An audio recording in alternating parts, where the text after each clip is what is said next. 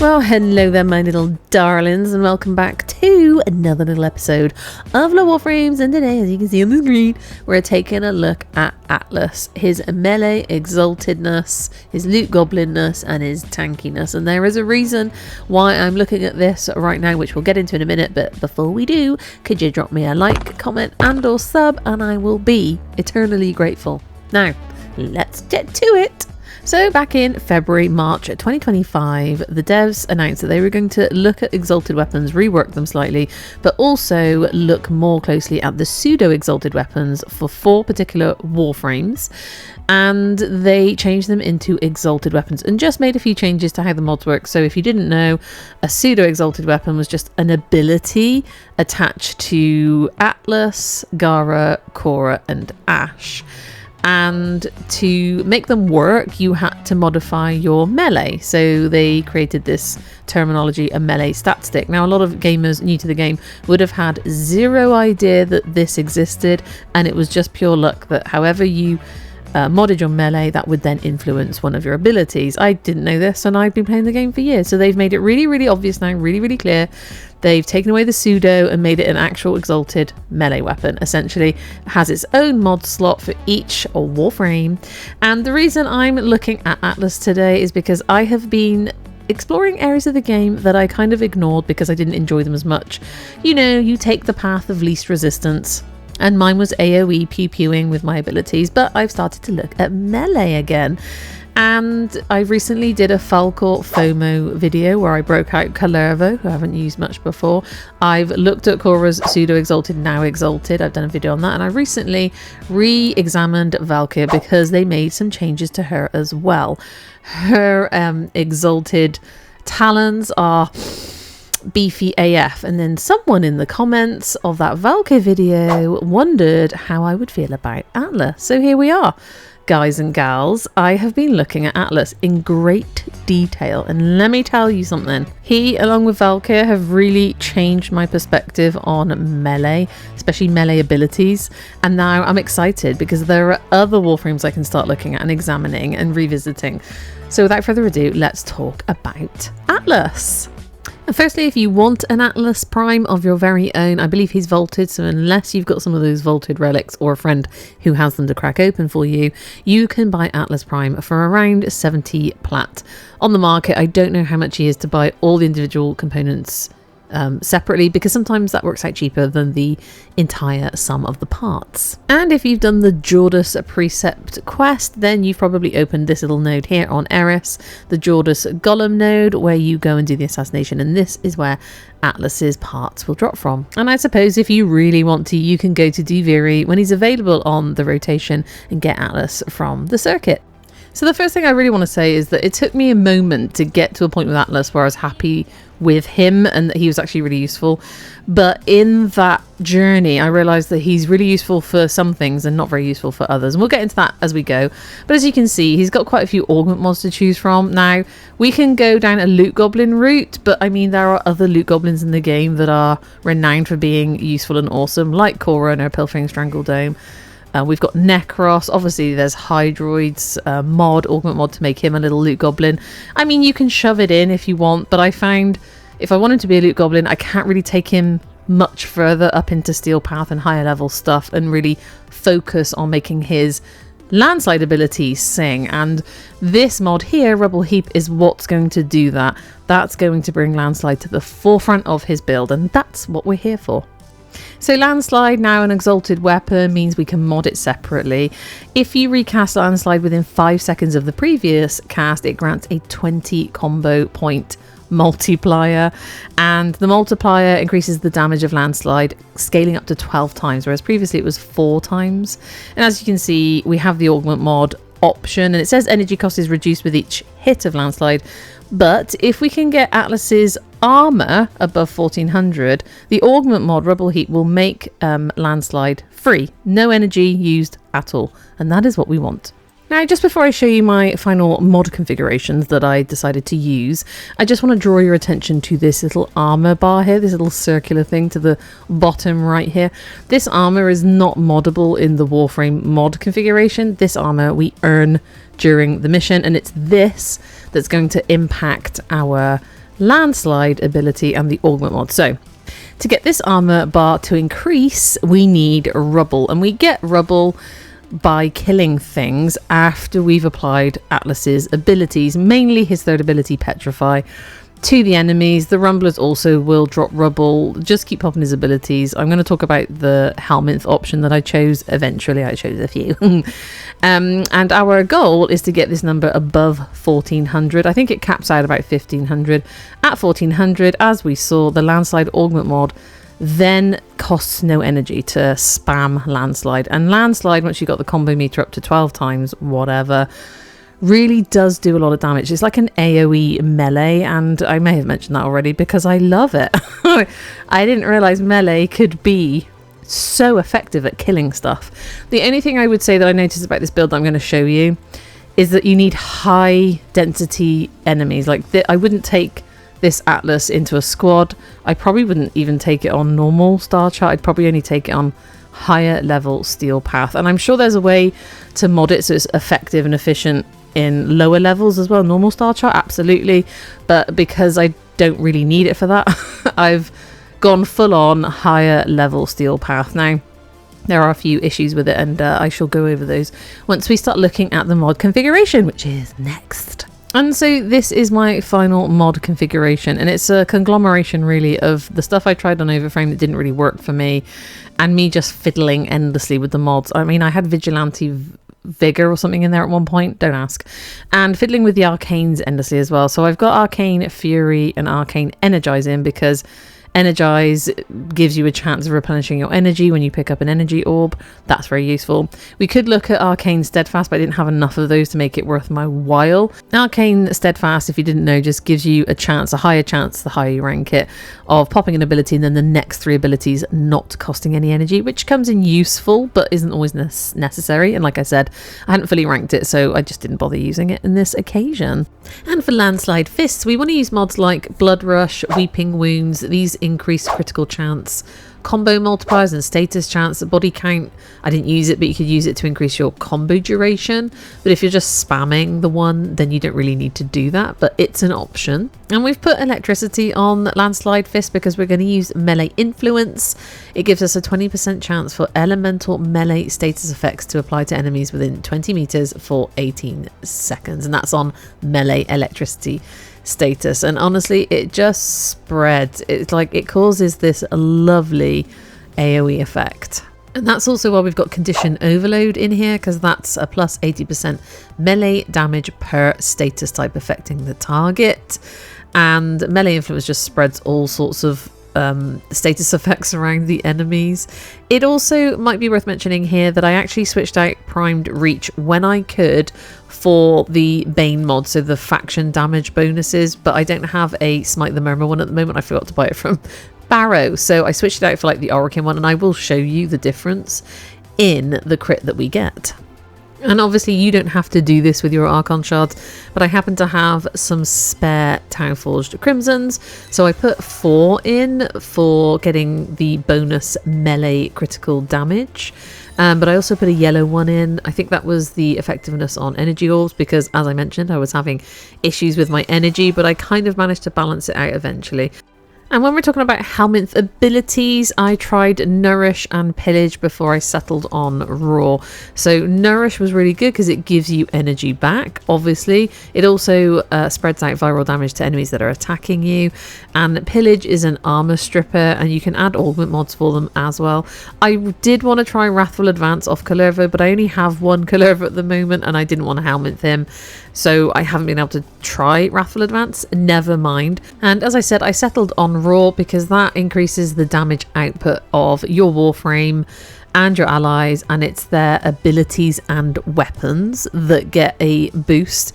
And if you use the Bane mods, as we mentioned, you know, Smite, Oricon, Smite, whatever, the bonus is used twice in the calculation of the status damage. So it basically increases all the murdering, okay? That's all we need to know. So I just want to show you my two companions that I trialed. I took the Panzer Vulpefiller. Here you see I'm showing you the duplex bond mod. I put this in both of the companions. The companion will clone itself each time you expend 100 energy, up to 3 clones. The clones live for 30 seconds but can't use abilities. However, their kills have a 50% chance of dropping energy orbs. And we were having energy issues, if you recall, so that is why I put this duplex bond mod in both of my pets that I took with me. And of course the Adarza Kavat has the added bonus of Cat's Eye preset mod. And this mod grants 60% increased crit chance for 10 seconds to allies within 25 meters every 20 seconds, and yourself obviously. But weirdly, taking the Adarza Kavat and the Panzer Vulpefiller, it was actually the Panzer Vulpefiller that was my companion when I got the highest amount of crit that I've got with the Landslide Punch. And not to say that the Adarza Kavat wasn't amazing, because they both were. I was just mullering everything. Oh, yes, before we go to the Sanctum Anatomica, I used the Narraman School of Focus because of the melee combo counter decaying slower thing and all the other good stuff that comes with Narraman. So this isn't the highest crit that I managed to get here, but we came, if you saw, to Sanctum Anatomica, Persto Survival, Solo Steel Path. It's around 150, 160 level enemies. And my first order of operations is, now that I've got full energy from the preparation mod, I just busted out my rumblers. Why not? Let's have a bit of help. And then I petrified the enemies, popping 3, and I'm starting to kill them. And petrifying them actually makes it really, really easy to get your headshots in, or any of your shots in for your Incarnate weapons. And really the aim of the game is to kill as much as you can at the beginning after they've been impacted by Atlas's abilities. Get that rubble dropped, pick it up. It's just like, it's the blue lump of rock on the floor, if you can see it. I'm picking up as I'm running through this like bluish smoke on the floor. I'm just heading to where I killed the enemies. I wasn't really keeping a strict eye on it, and it just starts stacking that armor up for us. And as soon as it gets to above 1400, that's when you can start spamming your Landslide ability, get your combo count up, get the red crits popping. And bear in mind, I didn't have a Murmur Smite mod in. I only came to the Murmur mission because I really needed Stella, because I want to work on some Archon Shards. That's what I was trying to double down here. But actually, I'm going to show you a much higher level shortly on Lua. Steel Path solo. I wasn't able to do the Void Relic mission, which would have been much higher, but it starts at like 180, 190 and goes up above 200 level. Enemies solo. You know, not all of my Warframes can do that. The only problem with Atlas that I found is the second you take your eye off it, like, you have to just keep balancing the armor so that you can spam your landslide, and it becomes just a landslide spamming kind of mission. However, that being said, as soon as you start to see how many enemies he can decimate in one go, it becomes a little bit addictive. It doesn't feel repetitive. It feels like, give me those red crits, please. Yes, let me mash this button, let me petrify, let me roar, let me shoot a little bit in between, that's fine, but let me shoot off towards the enemy with my landslide. As long as you're aiming, it'll lock on up to, I don't know if it's 12 or 24 meters away, either way, and it'll spread that decimation around, so you will literally mow through piles and piles of enemies whilst getting those red crits up. So that being said, let's go and have a look at the Lua mission, because that's where I got my highest crit, because I was able to switch out Primed Reach, which is what I've got in right now, and put in the Smite Orokin faction mod, which basically doubles that damage once it's been multiplied and worked out. It then stacks it up even further, and it got, honestly, I got a bloodlust going on, I'll be honest. And here we are, just heading to Circulus, the Conjunction Survival on Steel Path, Lua solo. Wanted it to be the Void Relic mission because it's slightly higher, but higher level enemies. And I always feel like there's more enemies. And that's what I want. I want more enemies to kill, because I've brought my Panzer Vulpefiller, and the Panzer Vulpefiller likes to spread the viral procs and status around. And also I think melee influence, once it's triggered, also helps spread those viral thingamajiggers around. Don't quote me, but I'm pretty sure that's why sometimes I see it like miles away, just spreading happily among the enemies. I may be incorrect, correct me if I'm wrong. Anyway, we're looking at bigger crit numbers here. We've got 18 million there. We're taking down an Acolyte, no problem. A couple of punches and we're done. And then I think shortly you're about to see the highest number that I got so far, 34 million. And I know you can get bonkers higher than that with a lot of other frames and abilities, and probably with a better mod loadout with Atlas, but you don't need it. They'll just die anyway. And melee influence, once it starts spreading the joy around, it just mows through piles and piles of enemies. And I might stay in for a few extra levels. I think I stayed in for 3 rounds on a lot of these just to see how he did. And he was fine. Obviously, you got to keep an eye on that armor. His health seems to just be restored every time you pick up rubble as well. And we've got our Adaza with us now, so that's boosting up crit chance now and again, happily. And I almost did feel like I just need more enemies. Like, I'm not being greedy or anything, but it seems to work better when you've got more enemies to spread the status love around. Do you know what I'm saying, though? So this is my new mild addiction. I'm loving it. I really am enjoying it. It's a bit of work to get to this point, and I haven't put in, like, the Billy basic mod configuration because that's not what I'm going to use it for. That's what I'm sort of telling you to use it for. I would only use it for this higher level stuff because this is funsies. Anything lower, you're going to be scrabbling around trying to keep up your armor, trying to kill enough enemies to get your armor back up, and it's just not worth it, really, I don't think. And there are so many other Warframes to use nowadays. Like, we are literally sport for choice. So with that in mind, I just want to say, if you're interested in a video where, you know, we're talking about getting out of our comfort zones, there's different types of Warframes that we could be using for different types of things to inspire you to get away from your mains. You know, as the game goes on, you might get a little bit burnt out and bored of the same old shizzle. Let me know, because I am considering making that kind of video. But it means a lot of work, and a lot of work went into this video, you know, educating myself, researching Atlas. And I went through many iterations of this build and I didn't enjoy it at first. I was hating it. And then all of a sudden I got the right mods in, better arcanes in for his purpose, and it started to come together. And it's just educating yourself and learning the best way to use these frames and their abilities and the procking and the whatnot. So I'm no expert by any means. I really did have to put some time and effort into trying to understand how this all works. But at the end of the day, if you put the mods in, pop the abilities and go clobbering, it's going to be fine. Okay, my darlings. And I don't know if anybody saw on the screen earlier, there was a teeny tiny picture of Atlas. That was actually Seawolfx UK, who's a member of my YouTube membership and Discord.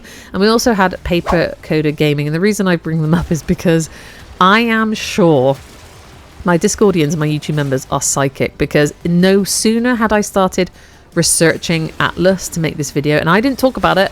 I keep my ideas usually on the down low. I very rarely mention what I'm doing. They started posting Atlas fashion frame in my Discord fashion frame channel. That's right, we have a Discord fashion frame channel. If you want to come and join, the link is on the channel. So those are what you're seeing on the screen right now, because Atlas does actually have quite a few skins, because he's been around a while and he is very handsome. And there's so many different ephemeras and attachments now. You can just go to town making this bad boy gorgeous. And I just put the glittery new ephemera, the Didyma one that came out with Citrene's new skin, on him, because I just like the fact that he glitters like a precious rock stroke stone that you've just dug out of a mine. Don't ask. Anyway, I mean, he is just covered in rocks. Look, he's a tank. I love him. Try it out, my darlings, you won't be disappointed. So there you go, there's our lovely tanky melee exalted, and if you want him to be Loot Goblin Warframe, he's, you know, got some uses. I probably won't use him for Loot Goblin, but I like him because the option is there. And if you know me by now at all, I do love a bit of loot. Anyway, my darlings, what do you think of Atlas now that they've reworked his Exalted?